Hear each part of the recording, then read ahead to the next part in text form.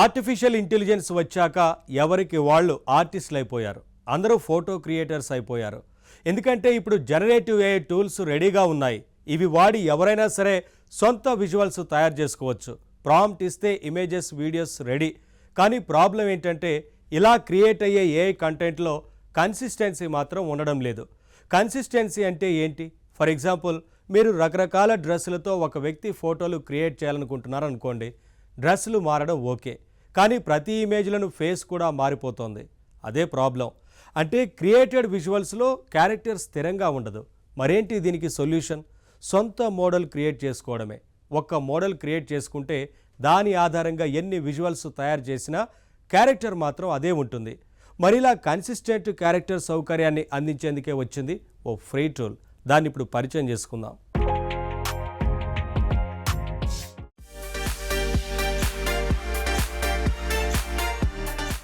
చాలా మంది అందమైన పోర్ట్రైట్ ఇమేజెస్, పోర్ట్రైట్ వీడియోస్ తయారు చేయాలని అనుకుంటారు. కానీ జెనరేటివ్ ఏఐతో విజువల్స్ క్రియేట్ చేసేటప్పుడు కన్సిస్టెన్సీ ఉండదు. అలా ఒకే స్థిరంగా ఒకే ఫేస్తో విజువల్స్ క్రియేట్ చేసుకునే అవకాశం ఇస్తోంది ఓ కొత్త టూల్. అదే ఏపాప్ ఏఐ, APOB.AI. ఇక్కడ ఎన్నో మోడల్స్ రెడీగా ఉంటాయి. మీ క్రియేటివిటీని వాటికి జత చేసి ఇమేజెస్, వీడియోస్ క్రియేట్ చేసుకోవచ్చు. ఎన్ని విజువల్స్ క్రియేట్ చేసినా ఫేస్ అదే ఉంటుంది. మనం సెలెక్ట్ చేసుకున్న మోడల్లో ఏ ఫేస్ ఉందో అదే అవుట్పుట్లో కూడా వస్తుంది. కావాలంటే మీరు మీకంటూ ఒక సొంత మోడల్ క్రియేట్ చేసుకునే అవకాశం కూడా ఇస్తోంది ఈ వెబ్సైట్. రోజు 80 క్రెడిట్స్ ఫ్రీగా ఇచ్చే ఈ సైట్లో మీ క్రియేటివిటీ చూపిస్తూ మీరు విజువల్స్ క్రియేట్ చేసుకోవచ్చు. ఈ వెబ్సైట్ ఎలా వాడాలో చూద్దామా? చూడండి, ఇక్కడ క్రియేట్ పోర్ట్రైట్ మోడల్ అనే బటన్ క్లిక్ చేయడం ద్వారా మన కోసం ప్రత్యేకమైన ఒక మోడల్ తయారు చేసుకోవచ్చు. అయితే ఇక్కడ ఆల్రెడీ అనేక కేటగిరీల్లో అనేక మోడల్స్ లభిస్తాయి. ఇవన్నీ ఇక్కడ కమ్యూనిటీలో ఉన్న వాళ్ళు తయారు చేసిన మోడల్స్. అయితే ఇక్కడ కొంతమంది రకరకాల సెలబ్రిటీ ఫేసెస్ ని కూడా ఇక్కడ వాడుతున్నారు. అది మాత్రం కరెక్ట్ కాదు. అలా అనుమతి లేకుండా ఎవరి ఇమేజెస్ తోనూ మోడల్స్ క్రియేట్ చేయకూడదు. ఏఐని చాలా జాగ్రత్తగా ఉపయోగించాల్సి ఉంటుంది. ఇష్టం వచ్చినట్టు అనైతికంగా ఉపయోగించకూడదు. అది చట్ట వ్యతిరేకమవుతుంది. ముందుగా ఈ పాయింట్ తెలుసుకొని అప్పుడు సైట్లోకి వెళదాం. ఫర్ ఎగ్జాంపుల్, ఇక్కడ మనం ఒక పోర్ట్రైట్ మోడల్ తయారు చేయాలనుకున్నాం. ఇక్కడ మన ఫేస్ తాలూకు ఇమేజెస్ ని అప్లోడ్ చేసి మన సొంత మోడల్ క్రియేట్ చేసుకుంటే ఇక తర్వాత అదే ఫేస్ తో అనేక రకాల ఎలాంటి ఇమేజ్లనైనా చేసుకోవచ్చు. మన ఊహని బట్టి ఎన్నైనా క్రియేషన్స్ చేయొచ్చు. ఉదాహరణకి, మీరిక్కడ మీ సొంత ఫోటోలతో ఒక మోడల్ చేసుకున్నారనుకోండి. ఇక మిమ్మల్ని మీరు ఎన్నైనా డ్రెస్సుల్లో, ఎన్నైనా రూపాల్లో ఊహించవచ్చు. ప్రాంప్ట్ ఇస్తే చాలు, ఇమేజ్ రెడీ అయిపోతుంది. అయితే మోడల్ క్రియేషన్ కోసం ఇన్ని ఇమేజెస్ అప్లోడ్ చేసేటప్పుడు కొన్ని జాగ్రత్తలు పాటించాలి. ఏఐ ఇంజిన్ కి ఉపయోగపడే గుడ్ ఫోటోస్ ఏవి, ఉపయోగపడని బ్యాడ్ ఫోటోస్ ఏవి అన్నది ముఖ్యంగా తెలుసుకోవాలి. గుడ్ ఫోటోస్ అంటే మంచి హై రెజల్యూషన్ కలిగి ఉండాలి. అప్లోడ్ చేసే ఫోటోలో ముఖం, బ్యాక్గ్రౌండ్ స్పష్టంగా ఉండాలి. అలాగే ఫోటోలోని విషయం మరీ గందరగోళంగా, గత్తరబిత్తరగా ఉండకుండా కంపోజిషన్ సింపుల్ గా ఉండాలి. ఇక బ్లర్డ్ ఫేసెస్ కానీ, క్లన్సీగా ఉండే బ్యాక్గ్రౌండ్స్ కానీ పనికిరావు. ఫోటోలోని మనిషి స్పష్టంగా కనిపించకుండా ఉండేవి, అనేక మంది మనుషులు కనిపించే ఫోటోలు, ఇవి కూడా పనికిరావు. ఈ రూల్స్ అన్ని జాగ్రత్తగా పాటిస్తూ మంచి ఫోటోస్ ని అప్లోడ్ చేస్తే మనకు కావాల్సిన మోడల్ క్రియేట్ అవుతుంది. అలా మీ ఇమేజెస్ అప్లోడ్ చేసి ఒక మోడల్ తయారు చేసుకోగలిగితే ఆ తర్వాత మీ మోడల్తో మీరు ఎలాంటి ఇమేజ్నైనా తయారు చేసుకోగలరు. ఉదాహరణకి, మీరు అంతరిక్షంలో ప్రయాణం చేస్తున్నట్టు ఒక ఫోటో కావాలి అనుకోండి, వెంటనే రెడీ అయిపోతుంది. సరే, సొంత ఇమేజెస్, సొంత మోడల్ విషయం పక్కన పెడితే ఇక్కడ రెడీగా ఉన్న మోడల్స్తో కూడా మీరు క్రియేషన్స్ ఎన్నో చేయొచ్చు. చూడండి, ఇక్కడ ఆల్రెడీ కమ్యూనిటీ మోడల్స్ చాలా ఉన్నాయి. వాటితో మనం మన సొంత ఇమేజెస్ ఎలా క్రియేట్ చేయాలో ప్రయత్నించి చూద్దాం. ముందుగా ఒక మోడల్ తీసుకుందాం. ఈ మోడల్ ఫేస్ ని ఉపయోగిస్తూ మన సొంత ఇమేజెస్ చేద్దాం. చూడండి, ఇక్కడ అనేక రకాల మోడిఫైయర్స్ ఉన్నాయి. స్టైల్, ఎన్విరాన్మెంట్స్, అపియరెన్స్, వెదర్, ఇలా. ముందుగా స్టైల్. మనకి ఫైనల్ అవుట్పుట్ ఎలాంటి స్టైల్లో కావాలి అన్నది ఇక్కడ సెలెక్ట్ చేసుకుంటాం. ఉదాహరణకి, మీరు కోరుకునేది ఫోటో కావచ్చు, 3D ఇమేజ్ కావచ్చు, కార్టూన్ టైప్ కావచ్చు. ఇలా అనేక స్టైల్స్లో అవుట్పుట్ పొందే అవకాశాలున్నాయి. ఇక ఎన్విరాన్మెంట్ అనే దాంట్లో ఆర్కిటెక్చర్, ల్యాండ్స్కేప్ అని 2 ఆప్షన్స్ కనిపిస్తాయి. ఫైనల్ ఫోటోలో మనిషి వెనుక బ్యాక్గ్రౌండ్లో నిర్మాణాలు ఉండాలి అంటే ఆర్కిటెక్చర్ సెలెక్ట్ చేసుకోవాలి. అందులో కూడా మళ్ళీ అనేక రకాల అవకాశాలున్నాయి. ఇక ల్యాండ్స్కేప్ ఉంది. ల్యాండ్స్కేప్ అంటే మనకి అవుట్డోర్లో కనిపించే రకరకాల సముద్రాలు, మైదానాలు లాంటివి. వీటిలో ఏదైనా సెలెక్ట్ చేసుకోవచ్చు. ఇక అపీరెన్స్ అనే సెక్షన్లోకి వచ్చినప్పుడు ఇమేజ్లోని వ్యక్తి ఏజ్ ఎంత ఉండాలో చెప్పాల్సి ఉంటుంది. యంగ్, మిడిల్ ఏజ్, ఓల్డ్ ఇలా. ఇంకా డ్రెస్, అవుట్పుట్లో వ్యక్తి ఎలాంటి వస్త్రాలు ధరించాలి, దీంట్లో కూడా అనేక ఆప్షన్లుంటాయి. ఇక చివరిగా వెదర్, సమయం, పొద్దుట లేదా సాయంత్రం, రాత్రి, ఇది కూడా మనం సెలెక్ట్ చేసుకోవచ్చు. ఇలా అనేక ఆప్షన్లు సెలెక్ట్ చేసుకోవడం మాత్రమే కాదు, మనం సొంతంగా ఒక ప్రాంప్ట్ రాసినా సరిపోతుంది. మనకి కావాల్సిన ఆప్షన్లతో 128 అక్షరాలలోపు ఒక ప్రాంప్ట్ రాసి ఇస్తే కోరిన విధంగా ఇమేజ్ జనరేట్ అవుతుంది. అయితే ఉన్న ఆప్షన్లని సెలెక్ట్ చేసుకోవడం ఈజీ. ఫర్ ఎగ్జాంపుల్, ఇప్పుడు మనం ఆర్ట్ స్టైల్ సెలెక్షన్లో ఈ రియలిస్టిక్ స్టైల్ సెలెక్ట్ చేసుకున్నాం. ఆటోమేటిక్గా ఇక్కడ ప్రాంప్ట్లో కూడా రియలిస్టిక్ అనే ట్యాగ్ యాడ్ అయింది చూడండి. ఇక ఎన్విరాన్మెంట్ విభాగంలో ల్యాండ్స్కేప్ సెలెక్ట్ చేసుకుందాం. అందులో బీచ్ సెలెక్ట్ చేశాం. ఏజ్, యంగ్ సెలెక్ట్ చేసుకుందాం. క్లాతింగ్ విషయానికి వస్తే టక్సెడో, వెదర్ వచ్చి సన్నీ అంటే ఉదయం వాతావరణం సెలెక్ట్ చేసుకుందాం. ఇవన్నీ ఫైనల్ అవుట్పుట్లో మనం కోరుకుంటున్నాం. ఇక ఫోటో సైజ్ విషయం తీసుకుంటే నిలువు, అడ్డం చాలా సైజులున్నాయి. 9:16 సెలెక్ట్ చేసుకుందాం. ఇప్పుడు ఈ సెట్టింగ్స్తో 4 ఇమేజెస్ జనరేట్ చేద్దాం. జనరేట్ బటన్ క్లిక్ చేద్దాం. చూడండి, క్రియేషన్ ప్రాసెస్ స్టార్ట్ అయింది. ఇక్కడ తయారవుతున్న 4 ఇమేజెస్ ని ఒకేలా చూపిస్తోంది ఏంటి అని అనుకోకండి. ప్రాసెసింగ్ జరుగుతోంది అంతే. మనం క్రియేట్ చేస్తున్న అన్ని ఇమేజెస్ కి ఇదే మోడల్ ని బేస్ గా తీసుకున్నాం కాబట్టి ఆ ఇమేజ్ ని 4 చోట్ల అక్కడ మనకి ఇండికేటర్ గా, సజెస్టివ్ గా చూపిస్తున్నారన్నమాట. ఫైనల్ గా మనం కోరుకుంటోంది ఏంటి?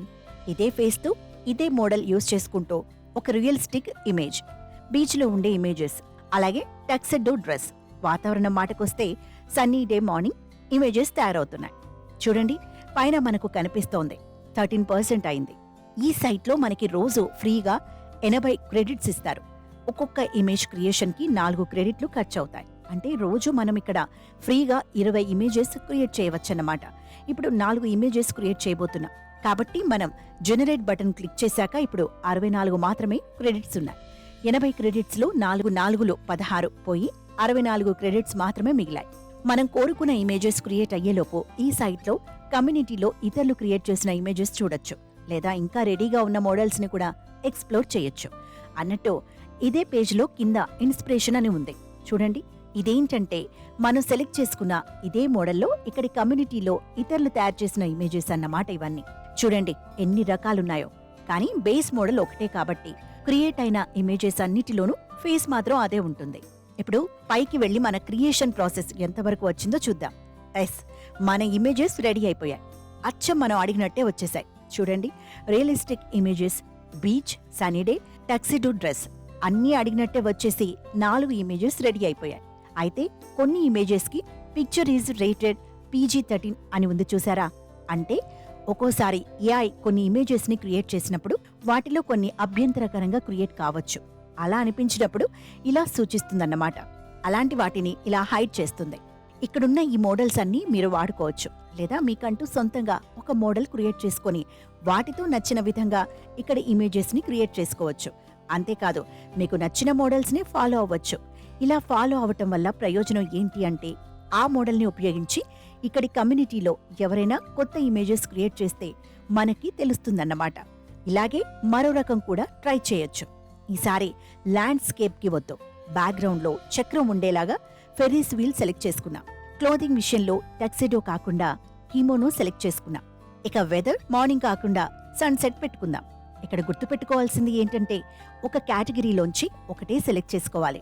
2 సెలెక్ట్ చేయలేం. రెండోది కావాలంటే మొదటిది క్లోజ్ చేయాల్సి ఉంటుంది. ఇంతకుముందు నిలువుగా ఉండే ఫోటోలు చేశాం కదా, ఇప్పుడు అడ్డంగా ఉండే ఫోటోస్ చేద్దాం.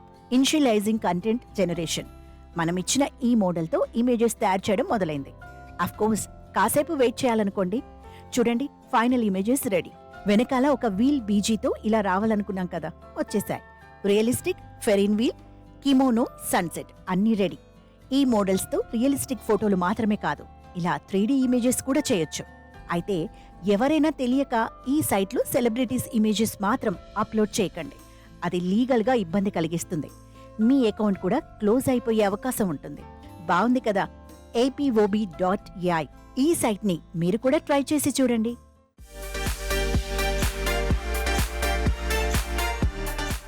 మీరు మీ కంపెనీలో అకౌంట్స్ చూస్తారా? మనీ ట్రాన్సాక్షన్ అన్నీ మీ చేతిలో ఉన్నాయా? అయితే మీరు కేర్ఫుల్గా ఉండాల్సిందే. మేనేజర్ చెప్పాడనో, సీఈఓ మెయిల్ చేశాడనో అడిగిన చోటికి మనీ ట్రాన్స్ఫర్ చేసేస్తే ఆ తర్వాత అది మీ పీకలకే చుట్టుకోవచ్చు.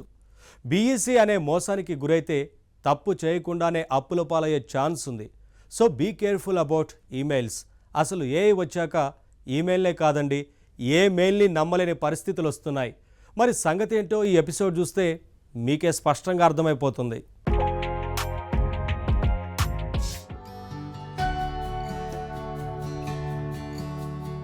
హలో హలో, చెప్పండి. జనార్దన్ గారు అండి? అవునండి, చెప్పండి. నా పేరు హర్ష అండి. నాకు ఒక చిన్న ప్రాబ్లం వచ్చిందండి. ఏంటది, చెప్పండి. మా ఆఫీస్లో ఒక 10 lakhs పోయిందండి. ఆ విషయం కంప్లైంట్ చేద్దామని మీకు కాల్ చేశానండి. ఏమండి, ఇది పోలీస్ స్టేషన్ కాదండి, పైగా నేను ఎస్ఐని కూడా కాదు. మా కంపెనీ వాళ్ళేమో ఆ 10 లక్షల బాధ్యత నాదే అంటున్నారు. మా సీఈఓ కూడా నా మీద కంప్లైంట్ ఫైల్ చేస్తానంటున్నారు సార్. ప్లీజ్ కాస్త హెల్ప్ చేస్తారా? ఏమండి, నేను పోలీసుని కాదండి, లాయర్ను కూడా కాదు, నేను టెక్ జనార్దన్ అండి. అందుకే మీకు కాల్ చేశాను. ఓహో, అవునా? ఇదంతా ఫోన్లో మాట్లాడడం కుదరదు, కానీ డైరెక్ట్గా రండి, మాట్లాడదాం. మీకు లొకేషన్ పంపిస్తున్నాను. ఓకే సార్, ఇప్పుడే వస్తున్నాను.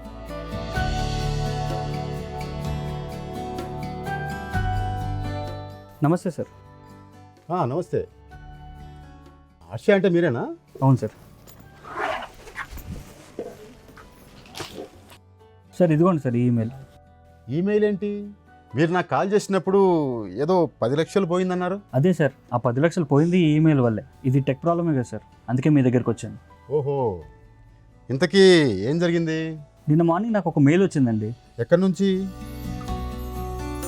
మా కంపెనీ సీఈఓ నుంచి సార్. ఏమని రాశారు? మా కంపెనీకి సంబంధించిన ఒక క్లయింట్కి 10 లక్షలు అర్జెంట్గా పంపించమని రాశారండి. ఓకే. వెంటనే ఆ 10 లక్షలు నేను పంపించేశాను సార్. మీరు పంపడం ఏంటి? నా సొంత డబ్బు కాదు సార్, మా కంపెనీ తరఫున నేనే ఆ మనీని ట్రాన్స్ఫర్ చేశాను. ఇంతకీ మీ పొజిషన్ ఏంటి ఆ కంపెనీలో? Accountant sir.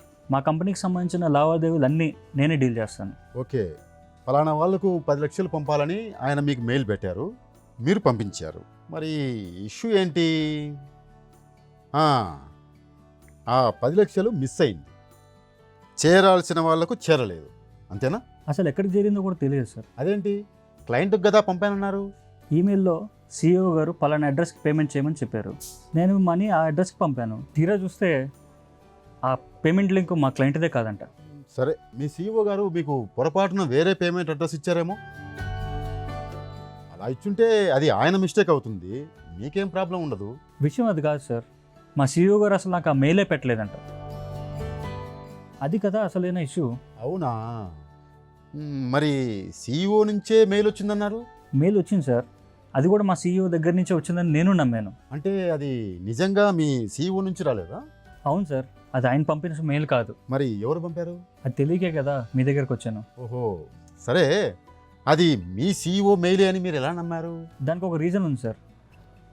లాస్ట్ వీకే మా సీఈఓ గారు నాకు ఈ విషయం చెప్పారు. నెక్స్ట్ వీకే మెయిల్ పెడతాను, మెయిల్ రాగానే వాళ్ళకి డబ్బులు పంపించమని ముందే చెప్పారు. అందుకనే ఈ మెయిల్ అయిందే అని నేను నమ్మేశాను సార్. ఓహో, అయితే ఈ ట్రాన్సాక్షన్ మీరు ముందు నుంచి అనుకున్నదే అనమాట. అవును సార్, అందుకనే కదా సీఈఓ దగ్గర నుంచి మెయిల్ వచ్చి రాగానే వాళ్ళకి మనీ ట్రాన్స్ఫర్ చేసేసాను. తీరా చూస్తే మా సీఈఓ గారు నీకే మెయిల్ పెట్టలేదు, వాళ్ళకి డబ్బులు పంపించాల్సిన అవసరం లేదు, డీల్ క్యాన్సిల్ అయిపోయింది అని అన్నారు. ఆ మాట విని నాకు మతిపోయింది సార్. అంటే ఆ మెయిల్ నిజంగా మీ సీఈఓ నుంచి నీకు రాలేదన్నమాట. అవును సార్, అది ఖచ్చితంగా దొంగ మెయిలే. మరి కరెక్ట్ మెయిలో కాదో చెక్ చేసుకోకుండా అంత డబ్బులు ఎలా పంపించారండి? లేదు సార్, నేను బాగా చెక్ చేసుకున్నాను. డిజిటల్ సిగ్నేచర్ కూడా మ్యాచ్ అయింది. అది చూసుకున్నాకే డబ్బు పంపించాను. డిజిటల్ సిగ్నేచర్ కూడా మ్యాచ్ అయిందా? అదే నాకు చాలా ఆశ్చర్యంగా ఉంది సార్. నేను కేవలం ఆ ఈమెయిల్ని నమ్మి కంపెనీ సొమ్ము 10 లక్షలు ట్రాన్స్ఫర్ చేశాను. ఇప్పుడు అదేమో నా మీదకి వచ్చింది. డిజిటల్ సిగ్నేచర్ కూడా కరెక్ట్గా మ్యాచ్ అయింది అంటున్నారు. అన్నట్టు నెక్స్ట్ వీక్ డబ్బు పంపడం గురించి మీ సీఈఓ గారు నీతో మాట్లాడారు కదా, మరి ఆ విషయం మెయిల్లో ఏమైనా చెప్పారా? అవును సార్, ప్రీవియస్ మెయిల్లో నాకు ఆ విషయం గుర్తు చేశారు. బహుశా నెక్స్ట్ వీక్లో మనీ ట్రాన్స్ఫర్ చేయాల్సి ఉంటుంది అని. ఇప్పుడు అర్థమైందండి, ఇది ఖచ్చితంగా బీఈసీ. బీఈసీయా అంటే ఏంటండి? Business email compromise. Business email compromise అంటే ఏంటి సార్? సైబర్ నేరగాళ్ళు కొన్ని సంస్థల ఈమెయిల్స్ మీద కన్నేస్తున్నారు ఈ మధ్యన. ఆఫీసులో రకరకాల డిపార్ట్మెంట్ల మధ్య జరిగే ఈమెయిల్స్ను గమనిస్తూ కంపెనీలో జరుగుతున్న వ్యవహారాలు, ట్రాన్సాక్షన్స్ అన్నిటి గురించి తెలుసుకుంటున్నారు. అవునా, ఇది ఎలా పాసిబుల్ సార్? ఏముందండి, కంపెనీ సర్వర్లకి సరైన ప్రొటెక్షన్ లేకపోతే ఇలా చిన్న చిన్న హ్యాక్స్ ద్వారా ఈ ఈమెయిల్స్లోకి తొంగి చూడొచ్చు. ఒకసారి ప్యాటర్న్ తెలుసుకున్న తర్వాత అలాంటి ప్యాటర్న్స్తోనే ఈమెయిల్స్ క్రియేట్ చేసి ఇదిగో ఇలాంటి ఫ్రాడ్స్ చేస్తున్నారు. మా బాబోయ్, కేవలం ఈమెయిల్ హ్యాక్ అవ్వడం మూలంగా ఇంత పెద్ద ప్రమాదమా? ప్రమాదం ఏంటో చూసాక కూడా ఇంకా కేవలం ఈమెయిల్ అంటున్నారా? ఈమెయిల్ని అంత తేలిగ్గా తీసి పడేయకండి. మన ఈమెయిల్ ఇతరులకు తెలియడము ఎప్పుడు మంచిది కాదు. కానీ అదేంటో సార్, డిజిటల్ సిగ్నేచర్ మాత్రమే కాదు, ఆ ఈమెయిల్ కంటెంట్ కూడా అచ్చం మా బాస్ రాసినట్టుగానే ఉంది. అది ఎలా పాసిబుల్ అంటారు? బాస్ రాసినట్టే అంటే? జనరల్గా ఆయన మెయిల్స్లో దట్స్ వై అని రాస్తూ ఉంటారు. మధ్యలో కొన్ని చోట్ల ఫుల్ స్టాప్స్ కూడా మిస్ అవుతూ ఉంటాయి. అక్కడక్కడ సెమీకాలన్స్ పెట్టడం ఆయనకు అలవాటు. మీకు వచ్చిన మెయిల్లో కూడా అచ్చం అలాగే ఉందా?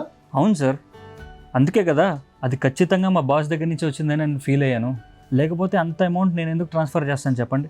నిజమే. అయినా ఇది ఎలా పాసిబుల్ సార్? అచ్చా మా బాస్ రాసినట్టుగానే అదే స్టైల్లో ఈమెయిల్ ఎలా క్రియేట్ చేసి ఉంటారు? ఏఐ వల్ల ఇలాంటివన్నీ ఈజీ అయిపోతున్నాయండి. ఒక్కసారి మీ మధ్య కాన్వర్జేషన్స్ అన్ని ఏఐకి ఇచ్చేస్తే మీ బాస్ రాయబోయే నెక్స్ట్ లెటర్ ఎలా ఉంటుందో ఏఐ ముందుగానే రాసిస్తుంది. అయ్యో బాబోయ్, ఇప్పుడు అదే కదండి జరిగింది. వచ్చే వారం డబ్బు పే చేయాల్సి ఉంటుందని మీ బాస్ మెయిల్ పెట్టాడు. అది చదివి ఈ వారం డబ్బు పే చేయమని ఏఐతో నేరగాళ్ళు మెయిల్ క్రియేట్ చేశారు, పైగా అదే స్టైల్లో. ఇది చాలా ఘోరం సార్. ఇదేముందండి, ముందు ముందు ఇంకా ఇలాంటివి చాలా చూస్తారు. ఏఐ వల్ల ఎన్ని లాభాలు ఉన్నాయో అన్ని నష్టాలు ఉన్నాయి. సార్, ఇంతకీ నా మనీ నాకు తిరిగి వచ్చే అవకాశం ఉంటుందంటారా? ఏది మీ బాస్ పంపిన ఆ పేమెంట్ అడ్రస్? దొరుకుతుందిలేండి. ఇదేమీ బిట్ కాయిన్ పేమెంట్ లింక్ ఏమీ కాదు కదా, జస్ట్ విపిఐ. విపిఐ అంటే virtual payment address. Payment receive చేసుకోవడం కోసము ఇలాంటివి టెంపరీగా ఎన్నైనా క్రియేట్ చేసుకోవచ్చు అండి. అలాంటి ఓ టెంపరీ అడ్రస్సే ఇది. టెంపరీ అడ్రస్ అంటున్నారు, మరి దీని సాయంతో డబ్బు ఎట్టిపోయిందో పట్టుకోగలుగుతామంటారా? పట్టుకోవచ్చండి. అడ్రస్ టెంపరీ అయినా మనీ ఏ బ్యాంక్కి వెళ్ళిందన్న దాన్ని బట్టి ట్రాక్ చేయొచ్చు. ఏదో ఒకలాగా పట్టుకోండి సార్, లేకపోతే ఇది నా మెడకే చుట్టుకునేలాగా ఉంది. డోంట్ వరీ అండి, నేను సైబర్ క్రైమ్ డిపార్ట్మెంట్తో మాట్లాడతాను. ఇదిగో ఈ ఈమెయిల్ హెడర్స్ని బట్టి కొంత సమాచారం తెలుస్తుంది. ఇంకా ఈ ఐపీ అడ్రస్, ఫైనల్గా ఈ మనీ ట్రయల్ ప్రాసెస్తో మొత్తం బయటపడుతుంది. మనీ ట్రయల్ ప్రాసెస్ అంటే ఏంటి సార్? అదేనండి, మీరు ట్రాన్స్ఫర్ చేసిన అమౌంట్ ఏ ఏ ఖాతాల్లోకి పోయింది, ఎక్కడెక్కడికి వెళ్ళింది, ఎవరి అకౌంట్లోకి వెళ్ళింది, ఇవన్నీ కనిపెట్టడమే మనీ ట్రయల్ ప్రాసెస్ అంటే. ఓహో. హలో, రాఘవ్ గారేనా? ఇక్కడ 10 lakhs మిస్సింగ్ కేసు ఒకటి వచ్చింది సార్. BEC case. అవునండి, ఒకసారి మిమ్మల్ని కలవచ్చా? Thank you sir, thank you. ఇప్పుడే వస్తాం, పదండి. అక్కడ రిపోర్ట్ ఇస్తే పని అయిపోతుంది, వాళ్ళు చూస్తారు ఈ ఈమెయిల్ సంగతి. Okay sir, thank you. Fonts అంటే ఏముంది, జస్ట్ అవి అక్షరాలకు ఉన్న రకరకాల రూపాలు మాత్రమే కదా. ఏ ఫాంట్ వాడితే ఏముందిలే అనుకుంటారు కొందరు, కానీ అదంతా చిన్న విషయం కాదు. డిజైనింగ్లో ఫాంట్ సెలెక్షన్ అన్నదే ఫస్ట్ నేర్చుకోవాల్సిన విషయం. అఫ్కోర్స్ సింగిల్ ఫాంట్ వాడడం పెద్ద కష్టమేం కాదు, కానీ 2-3 ఫాంట్స్ కలిపి వాడినప్పుడే మన టేస్టు టాలెంటు బయటపడతాయి. మరి ఫాంట్ సెలెక్షన్లో డిజైనర్లకు ఉపయోగపడేందుకు ఈజీ అండ్ బెస్ట్ టూల్ ఒకటి ఉంది. అదేంటో, దాన్ని ఎలా వాడాలో ఇప్పుడు తెలుసుకుందామా?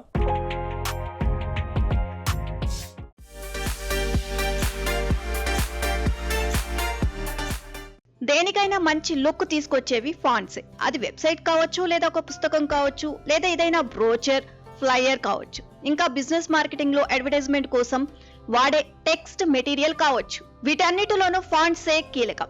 మంచి ఫాంట్స్ వాడని మ్యాటర్ యూజర్స్ కళ్ళని ఆకర్షించదు. చెప్పే విషయాన్ని బట్టి ఫాంట్ సెలెక్ట్ చేసుకోవాల్సి ఉంటుంది. ఉదాహరణకి, ప్రాచీనమైన విశేషాలు చేసేటప్పుడు ఒక రకమైన ఫాంట్ వాడాలి, మోడర్న్ విషయాలకి మరో రకం ఫాంట్ వాడాలి. అయితే ఎలాంటి సబ్జెక్ట్ కి ఏ ఫాంట్ బాగుంటుంది అనేది సెలెక్ట్ చేసుకోవడం డిజైనర్ కి చాలా ముఖ్యం. అన్నిటికంటే ఇంపార్టెంట్ ఫాంట్ కాంబినేషన్. ఒక్క ఫాంట్ ని చూసి అది బాగుందనో లేదా బాగోలేదనో చెప్పడం పెద్ద విషయం కాదు, కానీ 2-3 ఫాంట్స్ ని కలిపి వాడే చోట ఏ కాంబినేషన్ ఎక్కువ బాగుంది అనేది చెప్పడమే డిజైనర్ టాలెంట్ కి నిదర్శనం. ఇంప్రెసివ్ ఫాంట్ కాంబినేషన్స్ వాడినప్పుడే ఈస్థెటిక్ సెన్స్ బయటపడుతుంది. మరి మొత్తం మీద డిజైనర్ అనేవాడు ఫాంట్ కాంబినేషన్స్ విషయంలో ఎంతో మంచి అవగాహన కలిగి ఉండాలి. జనరల్ గా హెడింగ్ లో బోల్డ్ ఫాంట్, సబ్ హెడింగ్ లో ఇటాలిక్ ఫాంట్, రన్నింగ్ టెక్స్ట్ లో లైట్ ఫాంట్స్ వాడుతూ ఉంటారు. అయితే ఎటువంటి కాంబినేషన్స్ వాడితే కళ్ళకి ఇంపుగా ఉంటుంది అనేది డిజైనర్ తెలుసుకోవాలి. ఏమైతేనే ఏఐ వచ్చిన తర్వాత ఫాంట్ కాంబినేషన్స్, ఫాంట్ పేరింగ్ అనేవి ఈజీ అయిపోయాయి. ఫాంట్ పేరింగ్ విషయంలో అలా డిజైనర్స్ కి సహాయపడేందుకే వచ్చింది ఒక ఏఐ వెబ్సైట్, అదే ఫాంట్ జాయ్. ఇందులో ఉన్న ఏఐ ఇంజిన్ రకరకాల ఫాంట్ కాంబినేషన్స్ ని మనకి రెడీగా అందిస్తుంది. ఇక్కడ జనరేట్ అనే బటన్ క్లిక్ చేస్తే చాలు రకరకాల ఫాంట్ పేర్స్ మన ముందు కనిపిస్తాయి. వాటిలో ఏ కాంబినేషన్ ఎక్కువ అందంగా కనిపిస్తే ఆ కాంబినేషన్ లోని ఫాంట్స్ ని మనం నిరభ్యంతరంగా వాడుకోవచ్చు. పైన వాడే ఫాంట్ కి కింద వాడే ఫాంట్ కి ఎంత డిఫరెన్స్, కాంట్రాస్ట్ ఎంత ఉండాలి అన్న కంట్రోల్ కూడా మన చేతుల్లోనే ఉంటుంది. ఇక్కడ ఆ పైన ఒక స్లైడర్ కనిపిస్తుంది. దాన్ని కుడి పక్కకి జరిపితే ఫాంట్స్ మధ్య భేదం తగ్గుతుంది, ఎడం పక్కకి జరిపితే ఫాంట్స్ మధ్య భేదం పెరుగుతుంది. స్లైడర్ ని మధ్యలో ఉంచితే ఫాంట్స్ మధ్య మంచి బ్యాలెన్స్ ఉంటుంది. ఫాంట్స్ అందాన్ని మనం డార్క్ బ్యాక్గ్రౌండ్ లో లేదా లైట్ బ్యాక్గ్రౌండ్ లో కూడా ఇక్కడ మనం చెక్ చేసుకోవచ్చు. మొత్తం ఫాంట్స్ షేప్స్ అన్నిటిని చూడాలంటే టాప్ పేరింగ్స్ అనే సెలెక్షన్ లోకి వెళ్ళొచ్చు. నచ్చిన ఫాంట్ ని డైరెక్ట్ గా సెలెక్ట్ చేసుకోవచ్చు. ఇక్కడ ఫాంట్ లాకింగ్ అనే సదుపాయం కూడా ఉంది. అంటే ఇక్కడ ఉన్న 3 రకాల ఫాంట్స్ లో ఏది నచ్చినా పక్కన ఉండే లాక్ బటన్ ద్వారా దాన్ని లాక్ చేసుకోవచ్చు. ఇలా చేయడం వల్ల లాభం ఏంటి అంటే మనం జనరేట్ బటన్ క్లిక్ చేసినప్పుడు కాంబినేషన్ లో ఇతర ఫాంట్స్ మాత్రం మారుతూ ఉంటాయి. లాక్ చేసిన ఫాంట్ మాత్రం మారకుండా స్థిరంగా ఉంటుంది. మొత్తం మీద ఈ విధంగా ఫైనల్ గా మనకి నచ్చిన ఫాంట్ కాంబినేషన్ ని సెలెక్ట్ చేసుకొని డిజైనింగ్ అవసరాలకి వాడుకోవచ్చు. నచ్చిన ఫాంట్స్ డౌన్లోడ్ చేసుకోవడం కూడా ఈజీ. ఇందుకోసం ఆ ఎడం పక్క మెనూలో కనిపించే ఫాంట్ నేమ్ మీద క్లిక్ చేయాలి. అప్పుడు అది మనని గూగుల్ ఫాంట్స్ పేజ్ లోకి తీసుకువెళ్తుంది. అక్కడ ఉండే గెట్ ఫాంట్ అనే బటన్ క్లిక్ చేయడం ద్వారా ఫాంట్స్ ని డౌన్లోడ్ చేసుకోవచ్చు. ఎక్కడ కావాలంటే అక్కడ వాడుకోవచ్చు. మొత్తం మీద రకరకాల ఫాంట్స్ కాంబినేషన్ సెలెక్ట్ చేసే విషయంలో ఇక్కడ ఏఐ ఇంజిన్ ఉపయోగపడుతుంది. ఆర్టిఫిషియల్ ఇంటెలిజెన్స్ టెక్నాలజీ డిజైనర్స్ కి ప్రాక్టికల్ గా ఉపయోగపడే ప్లేస్ ఇది అని చెప్పుకోవచ్చు.